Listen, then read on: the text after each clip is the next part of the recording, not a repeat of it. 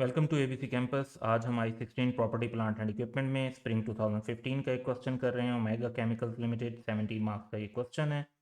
On 31 December 2013, Omega Chemicals Limited changed its valuation model from cost to revaluation for its buildings.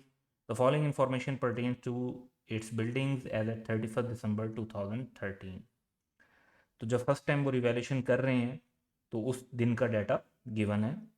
Estimated useful life जो originally estimate हुई थी that was 20 years and 25 years. Cost given है हमें जो revaluation से पहले, और accumulated depreciation given है। Revalued amount as per valuation report, तो revalued amount as per valuation report भी गिवन है कि इस पर आपने इनको रिवैल्यू करना है अमाउंट्स पे। तो बेसिकली हमारे पास कॉस्ट और एक्यूमुलेटेड डेप्रिसिएशन है, इससे हम कैरिंग अमाउंट कैलकुलेट कर लेंगे और उसके बाद उसको रिवैल्यूड अमाउंट से कंपेयर करेंगे तो हमारे पास गेन और लॉस आ सकता है। As per the report of the professional valuer there was no change in estimated useful life of the building, तो कोई भी चेंज नहीं है लाइफ में, दैट्स फाइन। लेकिन इस वक्त रिमेनिंग लाइफ कितनी है ये गिवन नहीं है, क्योंकि ये एसेट में ये नहीं बताया हुआ कि कब परचेज किए थे। तो बहरहाल वो फिर एक्यूमुलेटेड डेप्रिसिएशन से कैलकुलेट किया जा सकता है। तो इसमें 2013 की डेप्रिसिएशन भी शामिल है। However, no valuation effect was incorporated for the factory building as the change in their value was considered to be temporary by OCL. अब जो चेंज जो है वो तो रिकॉर्ड करना ही होता है रिवैल्यूएशन का। अगर चेंज मटेरियल है तो it must be recorded which seems kind of material here के बेस्ड ऑन वैल्यूज। तो इसको देख लेते हैं। However, no valuation effect was incorporated as the change in value was considered to be temporary.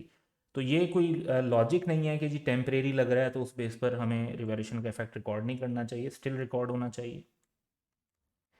मजीद इस question में कि on 1 July 2014 one of the office buildings, दो टाइप की बिल्डिंग है, office building and factory building, was sold for ₹30 million. 31 दिसंबर को जो 2013 पे valuation से पहले की वैल्यू और revalued amount respectively 27.72 million and 31.92 million थी। ऑन 31 दिसंबर 2014 फैक्ट्री बिल्डिंग जो है वो 64 मिलियन पर रिवैल्यू हो गई, whereas there was no change in the value of office building. तो ऑफिस बिल्डिंग की वैल्यू में कोई फर्क नहीं आया था। OCL uses straight line method of depreciation which is charged from the date the asset is available for use up to the date of disposal। तो typical I16 की जो पॉलिसी है वही है। Revaluation is to be accounted for by using net replacement value method. इसका मतलब है कि हम जो मेथड टिपिकली यूज करते हैं एक्यूमुलेटेड डेप्रिसिएशन को एलिमिनेट करने वाला वो यूज करेंगे। In the light of the requirement of IFRS prepare accounting entries from the above information for the year ended 31 December 2014, जो कि रिवैल्यूएशन से होने से नेक्स्ट ईयर है, इंक्लूडिंग करेक्टिंग एंट्रीज, लेकिन टैक्सेशन को हमने इग्नोर कर देना है। तो करेक्टिंग एंट्रीज तो बनती ही हैं, जाहिर बात है, क्योंकि जो रिवैल्यूएशन है वो एक आइटम की रिकॉर्ड नहीं हुई भी, तो इस बेसिस पर हमने एंट्रीज को कंसीडर करना है। तो हम इस क्वेश्चन को ऐसे सॉल्व करते हैं कि पहले हम फैक्ट्री बिल्डिंग्स को फोकस कर लेते हैं और फिर बाद में ऑफिस बिल्डिंग्स को फोकस कर लेते हैं और दोनों को स्टेप वाइज फिर उनकी एंट्रीज पास कर लेते हैं। तो सबसे पहले फैक्ट्री बिल्डिंग को फोकस करते हैं। तो जो रेलिवेंट इंफॉर्मेशन हमारे पास इस सिलसिले में है वो ये है कि फैक्ट्री बिल्डिंग जो है उस पर वैल्यूएशन का इफेक्ट रिकॉर्ड नहीं किया गया। अब वैल्यूएशन का इफेक्ट रिकॉर्ड करने के लिए जो हमें टिपिकल वैल्यू चाहिए कॉस्ट और क्यूमुलेटेड डेप्रिसिएशन, इससे हम नेट कैरिंग अमाउंट कैलकुलेट कर लेंगे। तो इन दोनों की जो नेट है वो आ जाएगा हमारे पास 62.50 और फिर हमने उसको वैल्यू करना है 52 पर। तो जो ये वैल्यूएशन बनेगी इस हिसाब से हम इसकी एंट्रीज रिकॉर्ड कर देंगे। लेकिन ये एंट्रीज जो हैं वो रिकॉर्ड होनी चाहिए 2013 में। हम क्वेश्चन में जो एंट्रीज रिक्वायरमेंट है वो 2014 की है, तो हम जो है समझ लेंगे एक किस्म का रिट्रोस्पेक्टिव इफेक्ट के साथ वो एंट्रीज रिकॉर्ड कर रहे होंगे, क्योंकि ये रिवैल्यूएशन रिकॉर्ड होनी चाहिए। तो पहला स्टेप तो यही है। तो स्टार्ट करते हैं। तो फैक्ट्री बिल्डिंग्स में हमारा एसेट 100 माइनस 37.50 की क्यूमुलेटेड डेप्रिसिएशन 62.50 पर शो हो रहा है और अब रिवैल्यू होकर 52 का हो गया। तो इट मीन्स के वैल्यूएशन जो है वो डिक्लाइन शो कर रही है 10.5 का, 10.5 से डेफिसिट है। तो हमारी एक एंट्री तो होगी एक्यूमुलेटेड डेप्रिसिएशन को एलिमिनेट करने के लिए डेबिट करेंगे और फैक्ट्री बिल्डिंग को क्रेडिट करेंगे, और दूसरे स्टेप में ये लॉस रिकॉर्ड कर लेंगे। ये लॉस रिकॉर्ड होना चाहिए प्रॉफिट और लॉस में, लेकिन क्योंकि हम बैक डेट में एंट्री कर रहे हैं 31 दिसंबर में, तो प्रॉफिट और लॉस के बजाय ये इफेक्ट अब चला जाएगा रिटेन अर्निंग के ओपनिंग बैलेंस में। तो रिटेन अर्निंग को डेबिट कर दिया, यानी ये बेसिकली प्रॉफिट और लॉस का इम्पैक्ट है, लेकिन क्योंकि लास्ट ईयर है तो प्रॉफिट और लॉस के बजाय रिटेन अर्निंग्स के अंदर इफेक्ट जाएगा। अब जब ये हमने इफेक्ट रिकॉर्ड कर लिया तो नेक्स्ट फैक्ट्री बिल्डिंग के बारे में जो इन्फॉर्मेशन है उसको देखते हैं। तो फैक्ट्री बिल्डिंग के बारे में जो इन्फॉर्मेशन है उसमें हमें ये नहीं पता कि रिमेनिंग यूजफुल लाइफ कितनी है, and we need to calculate the remaining useful life ताकि हम इस एसेट की प्रॉपर डेप्रिसिएशन कैलकुलेट कर सकें। और इस एसेट की अगर हम प्रॉपर डेप्रिसिएशन कैलकुलेट करना चाहते हैं तो रिमेनिंग यूजफुल लाइफ कैसे कंप्लीट कैलकुलेट होगी, तो उसका एक स्ट्रेट फॉरवर्ड तरीका ये होता है कि आप शॉर्ट कैलकुलेशन भी कर सकते हैं। यहाँ पर मैं थोड़ा सा ज़्यादा एक्सप्लेन कर रहा हूँ इसको। तो आप एनुअल डेप्रिसिएशन कैलकुलेट करें, यानी जैसे ये 100 है तो एक शॉर्ट भी कर लेते हैं। 100 डिवाइड बाय 20 ईयर्स, ये आ जाएगा 5। 37.5 डिवाइड बाय 5 जो है ये आपके पास आ जाएगा 7.5, और टोटल लाइफ 20 होगी तो उसमें से 7.5 माइनस करेंगे तो 12.5। तो स्टेप्स जो हैं इनको अब ज़रा मैं एक्सप्लेन कर देता हूँ कि एनुअल डेप्रिसिएशन आपकी है 5 की, which is cost of 100 divide by 20 years. अब एक साल की डेप्रिसिएशन 5 है, तो जो एक्यूमुलेटेड डेप्रिसिएशन है वो कितनी है, वो 37.5 है, और एक साल की डेप्रिसिएशन से लेस करते हैं तो हमें पता चलता है कि ये डेप्रिसिएशन 7.5 ईयर्स को रिप्रेजेंट कर रही है, जबकि एसेट की टोटल लाइफ 20 ईयर्स थी। तो 20 ईयर्स में से 7.5 ईयर्स जो पास हो चुके हैं उनको माइनस कर दें तो हमारे पास remaining useful life in years calculate हो जाती है, और ये हमारी डेप्रिसिएशन कैलकुलेट करने के लिए एक इंपॉर्टेंट इन्फॉर्मेशन है। तो इस पर हम सिंपली अब अपनी डेप्रिसिएशन कैलकुलेट कर लेते हैं। तो हमारा एसेट अब जो है वो 52 का हो चुका है। 52 को बेस बनाकर हम 12.5 ईयर्स की बेस पर डेप्रिसिएशन कैलकुलेट करते हैं, तो दैट इज 4.16 मिलियन। तो ईयर एंड पर हमने depreciation debit accumulated depreciation of factory building credit कर ली। यहाँ पर हमें इंक्रीमेंटल डेप्रिसिएशन की ज़रूरत नहीं है क्योंकि हमारा गेन के बजाय लॉस राइज हुआ था। इसके बाद हमारा नेक्स्ट स्टेप ये होगा कि क्योंकि फैक्ट्री बिल्डिंग की जो है हमें बताई हुई है कि फिर रिवैल्यूएशन हुई है ईयर एंड पर 64 मिलियन पे, तो अब हमें इसको रिकॉर्ड करना है। अब इसको अगर हम रिकॉर्ड करते हैं तो वंस अगेन हमें कैलकुलेशन ज़रा देखनी है। तो हमारा एसेट 52 में से 4.16 की जो डेप्रिसिएशन है उसको लेस करके 47.84 पर शो हो रहा है, और अब रिवैल्यू होकर हो गया है 64 का। सो इट क्लियरली शोज कि हमारे पास जो गेन आ रहा है दैट इज 16.16। अब हमने लॉस जो पहले रिकॉर्ड किया था प्रॉफिट और लॉस में वो 10.5 किया था, लेकिन अब हम रिवर्स कितना कर सकते हैं वो हमें देखना होगा। तो हमने जो प्रीवियस लॉस रिकॉर्ड किया दैट वाज 10.5। हमारा डेप्रिसिएशन का डिक्रीज कितना है, डेप्रिसिएशन का डिक्रीज जो है, पहले हमारी डेप्रिसिएशन चार्ज हो रही थी 100 डिवाइड बाई 25 की, और लॉस के बाद वो चार्ज होने लग गई 4.16। तो 0.84 से हमारी डेप्रिसिएशन जो है वो कम रिकॉर्ड हुई ड्यू टू लॉस, और इसका मतलब है कि हम जो लॉस रिवर्स कर सकते हैं वो इन दोनों वैल्यूज का नेट है दैट इज 9.66। तो प्रॉफिट और लॉस में जो रिवर्सल होगा वो तो होगा 9.66 का। तो बाकी अमाउंट कितनी बचती है, बाकी अमाउंट बचती है 6.5, और ये जाएगी फिर अदर कंप्रीहेंसिव इनकम में।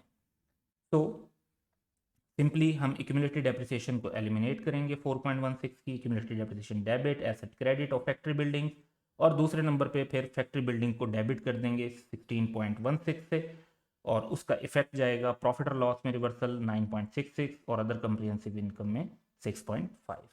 तो फैक्ट्री बिल्डिंग की जो हमारी अकाउंटिंग है वो कंप्लीट हो जाती है। तो अब हम चलते हैं नेक्स्ट ऑफिस बिल्डिंग को। अगर हम देखते हैं तो ऑफिस बिल्डिंग में भी हमें जो वैल्यू चाहिए वो चाहिए कि रिमेनिंग यूजफुल लाइफ कितनी है। अब रिमेनिंग यूजफुल लाइफ के लिए सेम टेक्निक हम यूज़ करेंगे, यानी हम पहले देखेंगे कि एनुअल डेप्रिसिएशन कितनी है। सो एनुअल डेप्रिसिएशन है 6.58, जो कि 164.50 डिवाइड बाई 25 ईयर्स को हमने यूज़ किया। अब ऑलरेडी हम 26.32 की डेप्रिसिएशन चार्ज कर चुके हैं, तो ये कितने साल की डेप्रिसिएशन को रिप्रेजेंट करती है? तो cumulative depreciation divide by annual depreciation, तो दैट इज 4 ईयर्स। तो यानी ये जो डेप्रिसिएशन है ये 4 ईयर्स को रिप्रेजेंट कर रही है। 25 ईयर्स में से अगर 4 ईयर्स गुजर चुके हैं तो बाकी 21 ईयर्स बाकी हैं। तो हमें एक तो ये पता चल जाता है कि हमारी रिमेनिंग यूजफुल लाइफ जो है वो 21 ईयर्स है। अब इसको बेस बनाते हुए देखते हैं कि जो हमें एंट्रीज रिकॉर्ड करनी है वो क्या है, क्योंकि इसकी रिवैल्यूएशन भी नहीं, इसका मतलब है कि पहले रिकॉर्ड हुई हुई है, तो दैट्स ओके, हमें रिकॉर्ड करने की ज़रूरत नहीं है। और दूसरी बात ये कि इस पर फर्दर रिवैल्यूएशन भी नहीं हुई, लेकिन इस पर डिस्पोजल एक जो है क्वेश्चन के अंदर बताया हुआ है, तो डिस्पोजल भी देखना पड़ेगा और इसकी डेप्रिसिएशन की एंट्रीज को भी देखना पड़ेगा। सो स्टार्ट करते हैं। तो डिस्पोजल पर जो इंफॉर्मेशन है वो है 1 जुलाई 2014 की, यानी मिड ईयर। हमारा जो ईयर एंड है वो 31 दिसंबर को हो रहा है और ये 1 जुलाई को डिस्पोजल रिकॉर्ड करना है हमने। सेल की है हमने 30 मिलियन की। 31 दिसंबर को इसकी जो वैल्यू थी वो 27.72 मिलियन और 31.92 मिलियन थी रिस्पेक्टिवली। सो इट शोज के जो हमारा एसेट है वो रिवैल्यू भी हुआ हुआ था। अब यहाँ पर एक इम्पॉर्टेंट बात है कि हमें पहले इस का डिस्पोजल रिकॉर्ड करने से पहले इसकी रिकॉर्ड करनी चाहिए डेप्रिसिएशन डिस्पोज्ड एसेट की। अब जब डेप्रिसिएशन रिकॉर्ड करेंगे और उस एसेट पर जो है वो हमारा गेन रिकॉर्ड हुआ हुआ है, तो गेन रिकॉर्ड होने की वजह से जो क्योंकि रिवैल्यूएशन सरप्लस इस पर था, तो हमें ये देखना होगा रिवैल्यूएशन सरप्लस हमें कैसे पता चल रहा है, क्योंकि ज़्यादा वैल्यू उसकी रिवैल्यूड अमाउंट है, तो फिर हमें इंक्रीमेंटल डेप्रिसिएशन की भी एंट्री करनी पड़ेगी। उसके बाद हम डिस्पोजल रिकॉर्ड करेंगे और डिस्पोजल के ऊपर भी हम रिवैल्यूएशन सरप्लस जो है फिर रिटेन अर्निंग में ट्रांसफ़र करेंगे। तो ये 4 एंट्रीज हमारी बन जाएंगी जिन्हें हमने इसमें स्टेप वाइज कैलकुलेट करना है। तो स्टार्ट करते हैं। ये वैल्यू जो है ये इंपॉर्टेंट है कि ये रिवैल्यू होकर इस वक्त 31.92 पर शो हो रही है और इसकी प्रीवियस वैल्यू जो थी वो 27.72 थी and we know that remaining useful life is 21 years. So सबसे पहले हमें एंट्रीज पास करने के लिए ऑफिस बिल्डिंग्स पर हमें चाहिए कि हम देखें कि डेप्रिसिएशन कितनी बनती है। तो रिवैल्यू होकर एसेट करंटली 31.92 पर था जो डिस्पोज ऑफ हुआ है। 21 ईयर उसकी रिमेनिंग यूजफुल लाइफ है। 6 मंथ की डेप्रिसिएशन क्योंकि 1 जुलाई को डिस्पोजल हो रहा है, तो 0.76 से depreciation debit accumulated depreciation credit. जब हमने डेप्रिसिएशन चार्ज कर ली तो हमें यह भी देखना है कि हमारी जो है रिवैल्यूएशन सरप्लस से रिटेन अर्निंग में कितना ट्रांसफर होगा। तो पहली बात तो ये कि रिवैल्यूएशन सरप्लस है कितना। तो रिवैल्यू होकर एसेट हुआ था 31.92 का, उससे पहले था 27.72 का, तो इसका मतलब है कि रिवैल्यूएशन सरप्लस 4.2 का था इस स्पेसिफिक एसेट पे। जिस तरह से डेप्रिसिएशन चार्ज करते हैं उसी तरह अगर हम रिवैल्यूएशन सरप्लस को भी देख लें कि 21 ईयर्स और 6 मंथ के लिए, तो 0.1 का ये हमारा जवाब आता है। ये गलत यहाँ लिखा हुआ है, इट वुड बी 0.1। तो 0.1 से revaluation surplus debit and retain earning credit, हम ये ट्रांसफ़र भी रिकॉर्ड कर देते हैं साथ के साथ। जब डेप्रिसिएशन रिकॉर्ड करें और उससे रिलेटेड रिवैल्यूएशन सरप्लस हो तो उसका ट्रांसफ़र भी रिकॉर्ड कर लेना चाहिए साथ के साथ, अनलेस के क्वेश्चन में क्लियरली ये मेंशन हो के ट्रांसफ़र नहीं करते। तो अब जो एसेट है वो 6 मंथ की डेप्रिसिएशन भी उस पर चार्ज हो गई, उसकी इंक्रीमेंटल डेप्रिसिएशन का इफेक्ट भी हो गया। अब इसका डिस्पोजल रिकॉर्ड प्रॉपरली हो सकता है। अगर इसके बगैर इसका डिस्पोजल रिकॉर्ड करते तो गेन और लॉस सही ना आता। तो एसेट को डिस्पोजल डेट की कैरिंग अमाउंट हमें चाहिए होती है ताकि सेल प्रोसीड के साथ कंपेयर करके हम उसका गेन या loss on disposal properly calculate कर सकें। तो एसेट क्वेश्चन में बताया हुआ है कि 30 मिलियन का हमने सेल किया, तो बैंक डेबिट करेंगे 30 मिलियन से, और प्रीवियस रिवैल्यू हुआ था तो ये 0.76 की क्यूमुलेटेड डेप्रिसिएशन है। ऑफिस बिल्डिंग की जो बुक वैल्यू है वो 31.92 है। तो जो डिफरेंस आएगा as a balancing figure that is loss on disposal. तो जब हम डिस्पोजल रिकॉर्ड कर लेंगे तो जो इस एसेट से रिलेटेड हमारा रिवैल्यूएशन सरप्लस है जो कि 4.2 का राइज हुआ था, तो इस 4.2 में से ये वाला 0.1 हम ऑलरेडी रियलाइज रिकॉर्ड कर चुके हैं और अब रिमेनिंग 4.1 भी हमें डिस्पोजल पे रिकॉर्ड कर लेना चाहिए। तो revaluation surplus debit and retain earning credit, तो ये डिस्पोजल की 2 एंट्रीज हो जाएंगी, ये 2। तो डिस्पोजल जब हमने रिकॉर्ड कर लिया तो अब देखते हैं कि हमारा एसेट बाकी कितने के थे, ताकि हम उसकी बेस पर जो बाकी एसेट्स हैं उनकी डेप्रिसिएशन भी रिकॉर्ड कर सकें। तो हमारे पास जो एसेट्स टोटल थे वो थे 149.94 के। इसमें से डिस्पोज्ड एसेट को तो हम ऑलरेडी कवर कर चुके हैं, तो डिस्पोजल वाले एसेट्स को निकालकर बाकी की कैलकुलेशन हम कर लेंगे। सो डिस्पोजल वाले एसेट्स को जब हमने निकाल लिया 31.92, तो हमारे पास वैल्यू आ गई कि बाकी एसेट बचते हैं 118.02 और रिमेनिंग 21 ईयर्स के हिसाब से डेप्रिसिएशन चार्ज की तो 5.62। तो simply depreciation debit and accumulated depreciation credit. Once again जिस तरीके से आपने जो है रिकॉर्ड किया होता है डेप्रिसिएशन को, वैसे ही आपने इंक्रीमेंटल डेप्रिसिएशन को भी कंसीडर करना होता है। तो इंक्रीमेंटल डेप्रिसिएशन को कंसीडर करने के लिए ये देखना पड़ेगा कि हमारे पास जो रिवैल्यूएशन सरप्लस है वो कितना बचा हुआ होगा। तो रिवैल्यूएशन सरप्लस जो है, क्योंकि हमारे एसेट को रिवैल्यू किया था 149.94 पर और 164.50 जो है उसकी कॉस्ट थी, 26.32 उसकी क्यूमुलेटेड डेप्रिसिएशन थी। तो हमारा जो रिवैल्यूएशन सरप्लस इस एसेट पर अराइज हुआ है वो है 11.76, जिसमें से 4.2 जो है वो रिलेट करता था उस एसेट से जो हमने डिस्पोज कर दिया। तो 4.2 जो है हम निकाल देंगे, तो बाकी बचा 7.56। इस 7.56 को 21 ईयर्स पे डिस्ट्रीब्यूट किया तो 0.36। तो जो डेप्रिसिएशन का मेथड यूज करना है वही इंक्रीमेंटल डेप्रिसिएशन के लिए यूज करना है। तो डेप्रिसिएशन चार्ज करने के बाद हमारे पास 0.36 से इंक्रीमेंटल डेप्रिसिएशन कैलकुलेट हो गई, विच इज एंट्री जो है वो बड़ी स्ट्रेट फॉरवर्ड है कि revaluation surplus debit and retain earning credit.